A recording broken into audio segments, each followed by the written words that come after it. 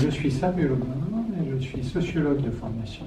Je suis directeur du Collège des transitions sociétales. C'est un projet un peu particulier. C'est un projet partenarial au Pays de la Loire depuis 2015, qui a une forme associative et qui vise à travailler à des expérimentations concrètes de dynamique collective en rapport avec les transitions. Il y a 35 partenaires aujourd'hui, l'État, la région, le département de Loire-Atlantique, l'ADEME, un certain nombre des syndicats d'énergie, un certain nombre de territoires des Pays de la Loire, des opérateurs, et depuis un an, Famille Rurale, des partenaires à l'échelle nationale, régionale et locale. Le collège travaille sur 3 hypothèses sur lesquelles nous sommes partis en 2015 et qui sont toujours les nôtres. La première, c'est le changement de mode de vie. C'est l'idée que pour faire face aux enjeux de la crise écologique, il faudra, de gré ou de force, changer de mode de vie. Dit autrement, on ne s'en sortira pas seulement par des solutions techniques. Deuxième hypothèse, l'approche territoriale, à savoir que, évidemment, il y a des régulations à l'échelle internationale et nationale qui sont très importantes, mais peu ou prou, c'est sur les territoires que la transition se fera ou ne se fera pas. Et puis, troisième hypothèse, la coopération. Parce qu'en fait, l'approche que nous avons des modes de vie est une approche systémique. C'est l'idée qu'il s'agit de changer des pratiques concrètes, individuelles et collectives dans nos vies.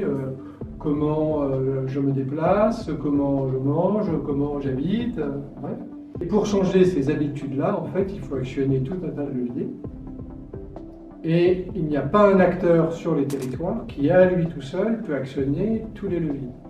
Si je prends un exemple, un acteur public comme une intercommunalité avec des aides peut mettre en place des pistes cyclables, mais si on met beaucoup d'argent pour mettre en place des pistes cyclables et qu'on n'a pas de cyclistes derrière, ça va nous poser un souci. D'où la question de la coopération et, en premier lieu, la question de la coopération entre l'acteur public et les acteurs de la société civile. Et vous me voyez venir, évidemment, le rôle du monde associatif et le rôle d'une association comme Famille Rurale, qui n'est pas une association écologiste ou qui rentre en point de départ sur les transitions, mais qui en fait travaille avec nos concitoyens sur tous les champs de la vie sociale.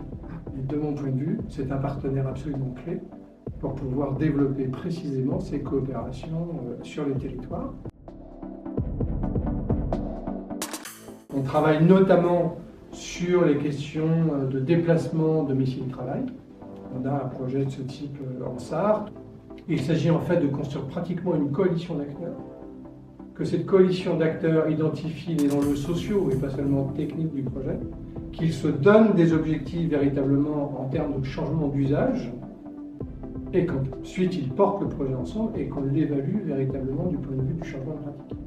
Et donc nous, notre rôle, c'est de venir accompagner, amener des éléments de méthodologie, mais évidemment, l'essentiel va devoir être fait par les acteurs eux-mêmes. Et si je pense à Famille Rurale, sur ce sujet-là, y compris sur un sujet comme celui-là, domicile-travail, eh bien, acheter un vélo, ou s'engager dans une pratique de vélo, en fait, on ne peut pas, par exemple, séparer les pratiques de déplacement domicile-travail, des pratiques de déplacement pour aller chercher les enfants et conduire les enfants. En fait, nos vies ne se découpent pas en morceaux. Par conséquent, ce sont éminemment des sujets familiaux.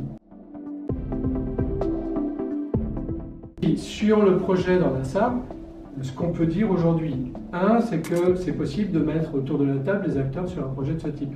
Ça n'avait jamais été fait, mais en fait, c'est tout à fait possible.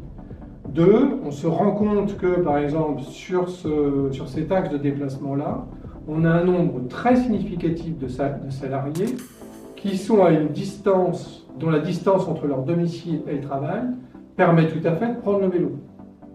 Par conséquent, on a des vraies marges de manœuvre. Il ne s'agit pas de dire tout le monde va prendre son vélo. Mais on a de vraies marges de manœuvre. Donc là, on a par exemple fixé des objectifs. Et puis par exemple, les acteurs, pour l'instant, ils ont mis en place un aménagement provisoire de sécurisation de la voie Et c'est très intéressant parce que ça ne coûte pas très cher. On peut se rendre compte par exemple que des solutions techniques comme ça peuvent permettre d'avancer et que ça ne passe pas forcément par des investissements très lourds qui du coup demandent un temps fou avant de s'engager.